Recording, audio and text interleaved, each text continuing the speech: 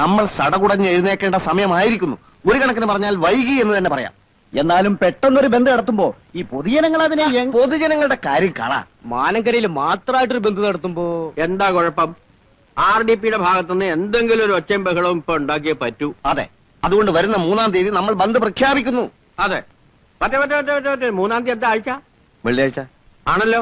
എന്നാ അന്ന് ബന്ധു വേണ്ട, എന്റെ മൂത്ത മകളുടെ കുഞ്ഞിന്റെ ചോറൂണ. എന്നാ 4-ാം തീയതി ഓക്കെ. അപ്പോ 4-ാം തീയതി നമ്മൾ ആഞ്ഞടിക്കുന്നു. കൊടികളും പോസ്റ്ററുകളും മാനങ്കരയിൽ അങ്ങോളം ഇങ്ങോളം ഉയരണം. വിലക്കയറ്റത്തിനെതിരെയുള്ള ഒരു കൊടുങ്കാറ്റായി മാറണം നമ്മുടെ bandh.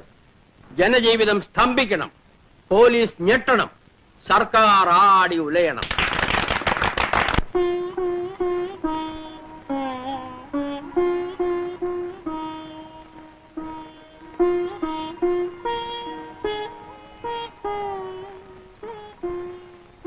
Wish you all the best. Thank U.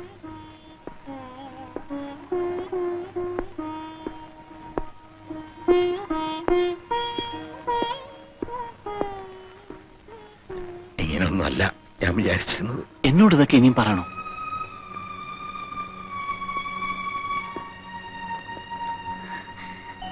Retire ചെയ്ത് നാട്ടിലേക്ക് വരുമ്പോ അച്ഛൻ ഒരുപാട് മോഹങ്ങളുണ്ടായിരുന്നു. അതിലേറ്റവും വലുതായിരുന്നു നിന്റെ കല്യാണം. നമ്മുടെ മുറ്റത്തൊരു വലിയ പന്തല്, എല്ലാ കാര്യങ്ങളും നോക്കി ഓടി നടക്കാൻ നിന്റെ ചേട്ടന്മാര്, അങ്ങനെ പലതും. അന്ന് കൂട്ടുകാരോടൊക്കെ അച്ഛൻ പറയുമായിരുന്നു, നിന്റെ കല്യാണത്തിന് ക്ഷണിക്കും, എവിടെയായിരുന്നാലും ഓടിയെത്തണം. ഒന്നും പറ്റിയില്ല. എന്റെ മോക്കിതായിരിക്കും വിധി. അച്ഛനെ ശപിക്കരുത്. വഴിയോരത്ത് വെച്ച് കല്യാണം നടത്തി മോളെ ഒഴിവാക്കുകയാണെന്ന് വിചാരിക്കരുത്. അച്ഛൻ അങ്ങനെയൊന്നും പറയരുത്. എനിക്കൊരു വിഷമമില്ല. ഇനി ഒരു പുറപ്പെടാൻ നോക്കിക്കോട്ടെ അല്ലേ രാഘവട്ട? വീട്ടിൽ വന്നിട്ട് ഇനിയൊരു യാത്ര പറച്ചിൽ ഞങ്ങൾക്ക് വിഷമാവും. ചെല്ല്.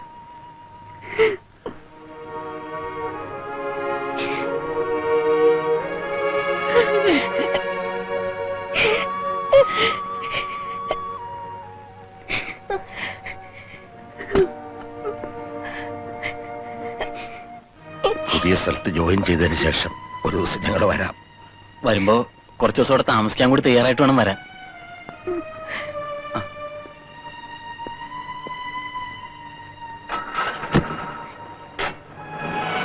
ഭാഗ്യമുള്ള കുട്ടിയല്ലേ ഇതിക.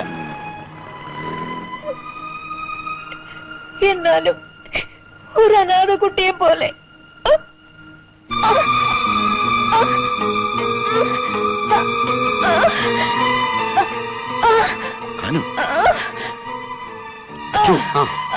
പോയ വണ്ടി വിളിച്ചോളൂ. ശരി.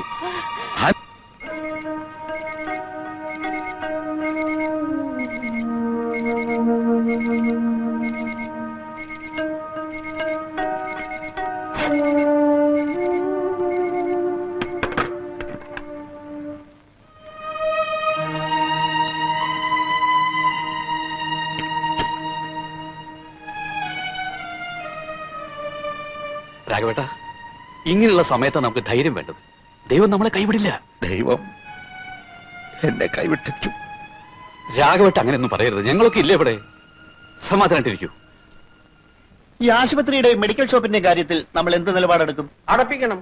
ബന്ദ് പൂർണ്ണമാവണമെങ്കിൽ ആശുപത്രി അടപ്പിക്കണം, മെഡിക്കൽ ഷോപ്പ് അടപ്പിക്കണം. അപ്പൊ ഇലക്ട്രിസിറ്റിയുടെയും പാൽ വിതരണത്തിന്റെയും കാര്യത്തില് എന്തത്ര സംശയം? ബഹുജനങ്ങൾക്ക് ജീവിക്കാൻ അത്യാവശ്യമുള്ള എല്ലാ സ്ഥാപനങ്ങളും സ്തംഭിപ്പിക്കണം. അതാണ് വേണ്ടത്. ഇതിത്ര ചോദിക്കാനൊക്കെ ഉണ്ടോ? എടോ പ്രഭാകര, ഒന്നവിടെ നിൽക്കുക. ഭാനുവെടുത്ത് ആസ്പത്രിയില്ല. എന്താ അസുഖം? ഒരു നെഞ്ചുവേന വന്ന് ബോധം കെട്ടു വീണു. ഓഹോ, അച്ഛനെ അറിയിച്ചില്ലേ? അച്ഛൻ ആസ്പത്രിയിലുണ്ട്. ഉണ്ടല്ലോ, അപ്പൊ കുഴപ്പമില്ല, പറഞ്ഞാ മതി. 4-ാം തീയതി ബന്ധാണേ. ഞാൻ സമയം പോലെ വന്ന് കണ്ടോളാം. ചലോ. ഒന്ന് വേഗം നോക്കേണ്ട KRP. 4 മണിക്ക് മുമ്പ് 2000 കോപ്പി അടിക്കാനുള്ളതാ. അവസാനം വാക്കുകൾ നന്നായില്ലേ എന്നെ കുറ്റം പറയരുത്. അയ്യോ, വാക്കുകൾ നന്നായിരിക്കണം. ഓരോ വാക്കും ഓരോ ചാട്ടുളി പോലെ ഇരിക്കണം.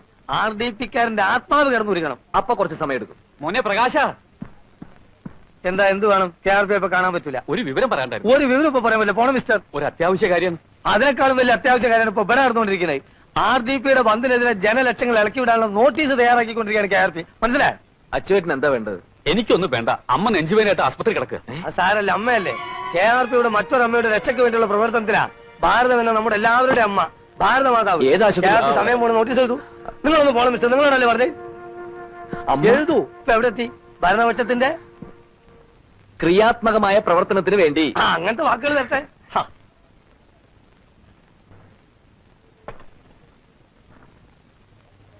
അധികം സംസാരിപ്പിക്കണ്ട കേട്ടോ.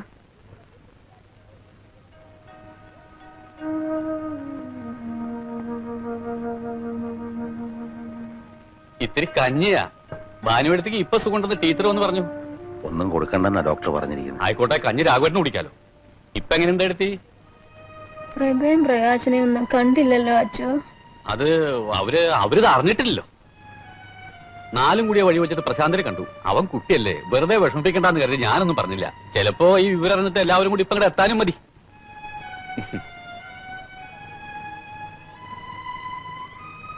അച്ചു വന്നേ.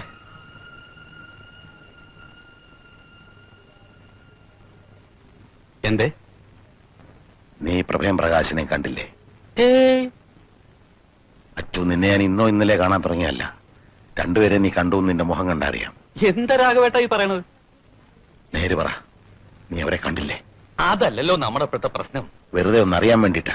അതൊക്കെ കള രാഘവേട്ട. രാഘവേട്ടൻ ഇപ്പൊ എന്താ വേണ്ടത്? രാഘവേട്ടന്റെ എന്താ ആവശ്യത്തിന് ഞാനുണ്ട്, ടീച്ചറുണ്ട്. വേറെ എത്ര പേരെ വേണം സഹായത്തിന് പറ. എന്റെ മക്കള് തിരക്കിലാണല്ലേ. ഇതൊക്കെ ജീവിതത്തിലെ ഒരു അനുഭവങ്ങളാണ് അച്ചു. മക്കള്, രക്തബന്ധം എന്നൊക്കെ നമ്മൾ പറയാറില്ലേ, അതിനൊന്നും ഒരർത്ഥവും ഇല്ലടാ. വയസ്സുകാലത്ത് മക്കള് നമുക്ക് താങ്ങാകുമെന്ന് കരുതി നമ്മുടേതായിട്ടുള്ള എല്ലാവർക്കും കൊടുക്കുക. എനിക്ക് മനസ്സിലായി, നമുക്ക് നമ്മളെ ഉള്ളൂ. അച്ചു പൊയ്ക്കോ. എന്റെ മക്കള് തിരിഞ്ഞു നോക്കാത്തിടത്ത് നിനക്ക് എന്ത് കാര്യം? അല്ല, ഞാൻ പൊയ്ക്കോ. ഇവിടെ ആരും വരണ്ട, എനിക്കാരും കാണുകയും വേണ്ട. എന്നോടും ഭാനുവിനോടും ദയവുണ്ടെങ്കിൽ ദൈവം ഞങ്ങളെ പെട്ടെന്ന് വിളിക്കും. ഭരണം അവരുടെ കയ്യിൽ, പോലീസ് അവരുടെ കയ്യിൽ. ടൗണിൽ അങ്ങോളം ഇങ്ങോളം പോലീസ് അണിനിരക്കുമെന്നാണ് കേൾക്കുന്നത്. അങ്ങനെ വരുമ്പോ എല്ലാ കടകളും തുറക്കും. നമ്മൾ പോലീസിനെ അറ്റാക്ക് ചെയ്യും. എന്ത് പിണ്ണാക്ക് വെച്ചാ നമ്മൾ പോലീസിനെ അറ്റാക്ക് ചെയ്യുന്നത്? പിണ്ണാക്കും. മിസ്റ്റർ കോട്ടപ്പള്ളി, അൺപാർലമെന്ററി ആയിട്ടുള്ള പദങ്ങൾ പ്രയോഗിക്കരുത്. പിണ്ണാക്ക് പാർലമെന്ററി ആയിട്ടുള്ള പദമാണ്. അതൊരു ഭക്ഷ്യവസ്തുവാണ്, പശുക്കൾ കഴിക്കുന്നത്. പക്ഷെ സന്ദർഭം അൺപാർലമെന്ററി ആണ്. Don't repeat it. എങ്ങനെ അറ്റാക്ക് ചെയ്യും എന്ന് പിള്ള സാർ പറഞ്ഞില്ല. ഛത്രപതി ശിവജിയുടെ രീതി, ചെമ്പടയുടെ രീതി, ഫെഡറൽ കാസ്ട്രോയുടെ രീതി. നമ്മുടെ മുമ്പിൽ ചരിത്ര പുസ്തകങ്ങളുണ്ടല്ലോ. Guerrilla warfare, ഒളിയുദ്ധം. അതിനൊക്കെ ആയുധം എവിടെ? വല്ലഭന് പുല്ലുമായുധം. വല്ലവന്റെ കാര്യമല്ല നമ്മൾ ഇവിടെ പറയുന്നത്. കരിങ്കല്ലുകളും നാടൻ കല്ലുകളുമാണ് നമ്മുടെ ആയുധങ്ങൾ. അത് വെച്ച് നമ്മൾ പോലീസിന്റെ നേർക്ക് മിസൈലുകൾ അയക്കും. അതിന് ടൗണിൽ എവിടെയാ ഒളിത്താവളങ്ങള്? അഴുക്കുവെള്ളം ഒഴുകുന്ന ഓടകൾ, പിന്നെ ആ അരയാൽ മരം. രാത്രി 12 മണിയോടുകൂടി നമ്മുടെ യോദ്ധാക്കൾ ഈ പറയുന്ന സ്ഥലങ്ങളിൽ സ്ഥാനം പിടിക്കണം.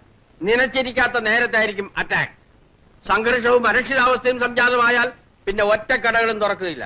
പോലീസ് പിടിച്ചാ പിടികൊടുക്കണം. കൈ നനയാതെ ഇവിടെ വിപ്ലവം വിജയിപ്പിക്കാൻ സാധ്യമല്ല. വരൂ, നമുക്ക് പോയി ഒളിത്താവളങ്ങൾ കണ്ടുപിടിക്കാം. എനിക്കിത് നടക്കുമെന്നുള്ള mister Kottappally, first obey, then question. Come on. അയ്യോ, എന്താ?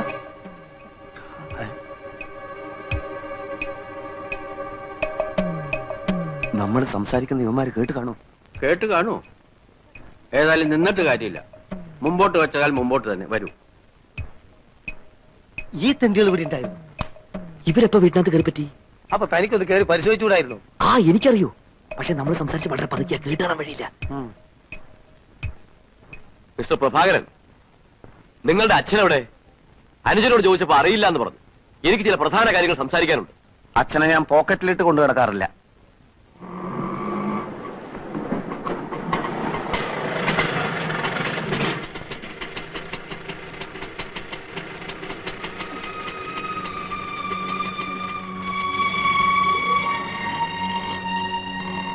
എല്ലാവരും ഉണ്ടല്ലോ. എന്താ അവിടെ വല്ല മീറ്റിംഗോ സത്യാഗ്രഹമോ വല്ലതും ഉണ്ടോ? അമ്മയ്ക്ക് എങ്ങനെയുണ്ട് അച്ഛാ? കുഴപ്പമൊന്നുമില്ല മോനെ. അച്ഛൻ ഇപ്പൊ വരാം. മോൻ പോവല്ലേ? അപ്പോ നമുക്ക് നീങ്ങാം. മോനും പോവല്ലേ? അമ്മയുടെ രോഗത്തെ കുറിച്ച് എല്ലാരോടും എനിക്ക് കുറച്ച് സംസാരിക്കാനുണ്ട്. 5 മിനിറ്റ് വെയിറ്റ് ചെയ്യല്ലേ?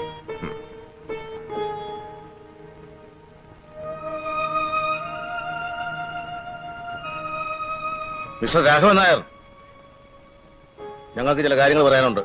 ഞങ്ങളുടെ വക്കീൽ നിങ്ങളോട് സംസാരിക്കും. ഇവക്ക് നല്ല സുഖമില്ല, ഞാനൊന്ന് കിടത്തിയിട്ട് വരാം.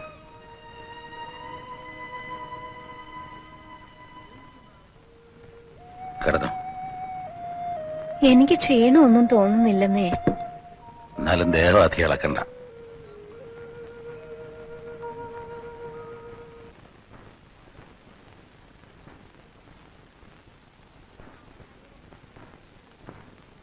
എന്റെ മക്കളും ബന്ധുക്കളും അല്ലാത്തൊരു തൽക്കാലം ഒന്ന് പുറത്തു പോയാൽ കൊള്ളാം. ഞങ്ങൾക്ക് അല്പം കുടുംബകാര്യങ്ങൾ സംസാരിക്കാനുണ്ട്. KRP നമുക്ക് ഒരുപാട് പണികളുള്ളതാ. KRP CRP ഒക്കെ ഗേറ്റിന് പുറത്ത് ഇറങ്ങി പോണം മിസ്റ്റർ.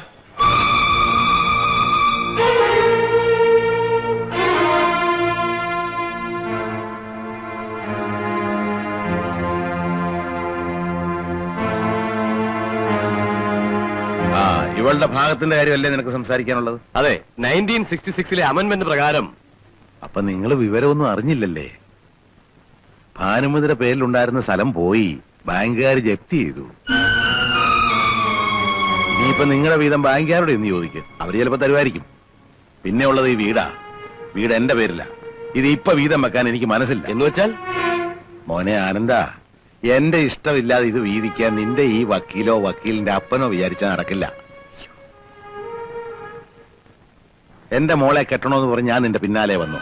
നിനക്കൊരു ഭാര്യയും കുടുംബവും ഉണ്ടാവണമെന്നുള്ളത് നിന്റെ ആവശ്യമായിരുന്നു. ഇവളല്ലായിരുന്ന വേറൊരുത്തെ നീ കെട്ടുകയും ചെയ്യുമായിരുന്നു അല്ലേ? ഞാനുമായിട്ട് ഒരു ബന്ധവും ഇല്ലാത്ത നിനക്കൊരു കുടുംബം ഉണ്ടാകാൻ വേണ്ടി എന്റെ സമ്പാദ്യത്തിന്റെ ഒരു വലിയ ഭാഗം ചെലവഴിച്ചവനാ ഞാൻ. ആ കുറ്റത്തിനാണോ നീ ഇപ്പൊ എന്നെ ശിക്ഷിക്കുന്നത്? എന്ത് ധൈര്യത്തിലാ നീ ഈ വക്കീലിനെ കൂട്ടി ഈ പടി കയറിയത്? നീ സമ്പാദിച്ചുവല്ലോ ഇവിടെ ഇരിപ്പുണ്ടോ? ഭാര്യയെ നോക്കേണ്ടത് ഭർത്താവിന്റെ മാത്രം കടമയാണ്. അത് ഒരിക്കലും ഭാര്യ വീട്ടുകാരെ ആശ്രയിച്ചിട്ടാകരുത്. നിനക്കും ഉണ്ടല്ലോ മോളെ 2 കുഞ്ഞുങ്ങള്. നാളെ അവര് നിന്നോട് ഇങ്ങനെ പെരുമാറിയാൽ എന്തായിരിക്കും നിന്റെ സ്ഥിതി?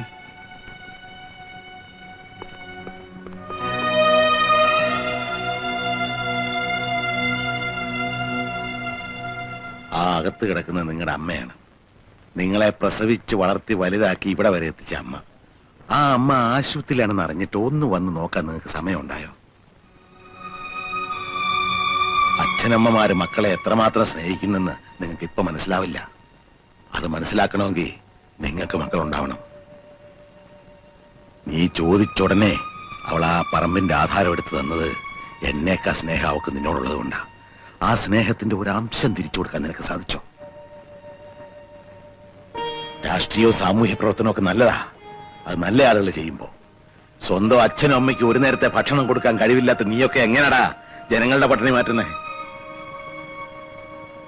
ഒരു ജോലിയും ചെയ്യാൻ കഴിവില്ലാത്തവൻ ഒരു ദിവസം രാവിലെ ഒരു കൊടിയും പൊക്കി പിടിച്ച് തൊണ്ട കയറി അലറാൻ തുടങ്ങുന്ന നല്ല രാഷ്ട്രീയം. നിന്നെപ്പോലുള്ള യൂസ്ലെസ്സുകളാ രാഷ്ട്രീയത്തിന്റെ മാന്യത കളഞ്ഞത്. മനസ്സിലായോ? സ്വന്തം ബെങ്ങക്കൊരു കല്യാണാലോചന വന്നപ്പോ നീ അത് മുടക്കാൻ നോക്കി. നീയൊക്കെ ചേർന്നവനെ ട്രാൻസ്ഫർ ചെയ്യിച്ചു. അതിന് നിനക്കൊരു സമ്മാനം തരണമെന്ന് അന്നേ ഞാൻ വിചാരിച്ചതാ.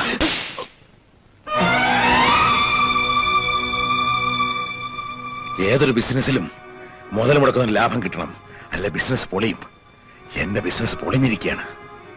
നീയൊക്കെ ജനിച്ച അന്ന് മുതൽ ഈ ദിവസം വരെ എന്റെ ചോരയെ നീരുവായിരുന്നു എന്റെ ഇൻവെസ്റ്റ്മെന്റ്. അത് വറ്റിക്കഴിഞ്ഞിരിക്കുന്നു. അതുകൊണ്ട് ഇത് ഇവിടെ അവസാനിപ്പിക്കാം. ഇറങ്ങും പുറത്ത്. ഇനി എനിക്ക് മക്കളുമില്ല മരുമക്കളുമില്ല. എല്ലാം ഇപ്പൊ ഇറങ്ങണം.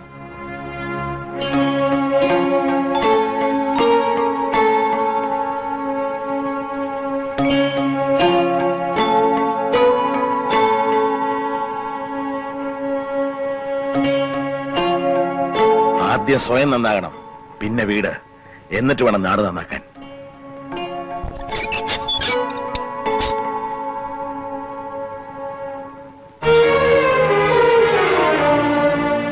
ഭാനു, ഇനി ഈ വീടാകെ ഒന്ന് അടിച്ചു വൃത്തിയാക്കി ചാണകവെള്ളം തളിക്കണം. ഒരു നിലവിളക്കും കത്തിച്ചു വെക്കാം. ആദ്യം ഒരു ഐശ്വര്യം വരട്ടെ.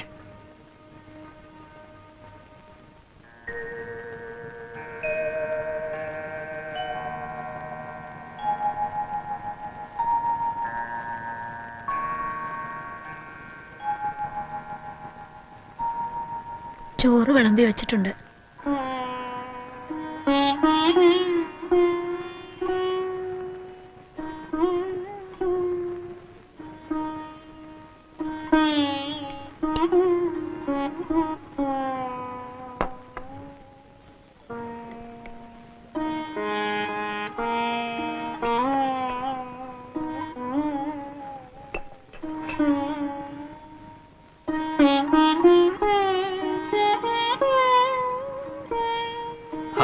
നല്ല സമയത്താണല്ലോ വന്നത്. എന്താ രണ്ടാൾക്കൊരു മൗനം? രാഘവേട്ടാ, എന്നോട് ദേഷ്യം തോന്നില്ലെങ്കിൽ ഞാൻ ഒരു കാര്യം പറയാം. സംഭവമൊക്കെ എനിക്ക് ഇഷ്ടപിടിച്ചു. പക്ഷേ പിന്നീട് ആലോചിച്ചപ്പോഴാണ് എനിക്ക് ചെറിയൊരു അഭിപ്രായ വ്യത്യാസം തോന്നിയത്. രാഘവേട്ടനോടുള്ള സ്വാതന്ത്ര്യം കൊണ്ട് പറയാ, അതായത് ഗുണദോഷിക്കുകയും തല്ലും ഒക്കെ ചെയ്തു, അതൊക്കെ നല്ലതാ. ഇറക്കി വിട്ടതിലുള്ള പോരായ്മ എന്താണെന്നറിയോ? മക്കളെ നന്നാക്കിയെടുക്കാൻ രാഘവേട്ടന് പറ്റില്ല എന്നൊരു അഭിപ്രായം വരും. അവരെന്റെ മക്കളല്ലെന്ന് ഞാൻ തീരുമാനിച്ചാലോ? അവിടെയാണ് കുഴപ്പം. അങ്ങനെ തീരുമാനിച്ചാൽ വേർപ്പെടുന്നതാണോ രാഘവേട്ട അച്ഛനും മക്കളും നമ്മളുടെ ബന്ധം? അവരെ പ്രസവിച്ച ഭാനുവെടുത്തിയെ സഹിക്കൂ, എന്തിന് കുറച്ചു കഴിഞ്ഞാൽ രാഘവേട്ടൻ തന്നെ സഹിക്കൂ. അടിച്ച് പുറത്താക്കാൻ എളുപ്പ, അവരെ വിളിച്ചു വരുത്തി താമസിപ്പിച്ച് നന്നാക്കിയെടുക്കാൻ ഇത്തിരി മിടുക്ക് വേണം. എനിക്ക് ആ മിടുക്കില്ല. ഉണ്ടാവണം. അച്ഛനെ മക്കൾക്ക് ഇപ്പൊ പിടികിട്ടി. ഇനി 4 നല്ല വാക്ക് പറഞ്ഞാൽ അവര് നന്നാവുകയും ചെയ്യും. ഇല്ല അച്ചു, ഞാൻ ഉറപ്പ് തരാന്നേ. നന്നാവണമെന്ന് അവർക്ക് കൂടെ തോന്നണ്ടേ? അവർക്ക് തോന്നി കഴിഞ്ഞു. എന്നാലോ രണ്ടാളും പഠിക്കൽ നിൽക്കുന്നുണ്ട്. അവര് പേടിച്ചിട്ട് ഇങ്ങോട്ട് വരാത്തതാ.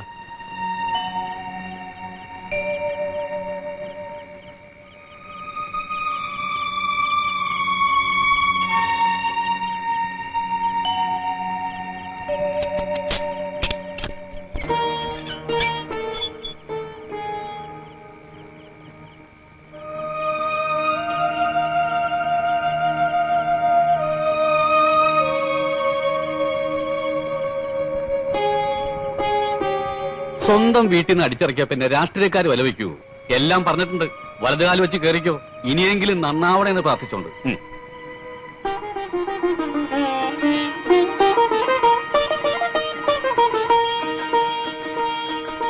ചെല്ലെന്നേ.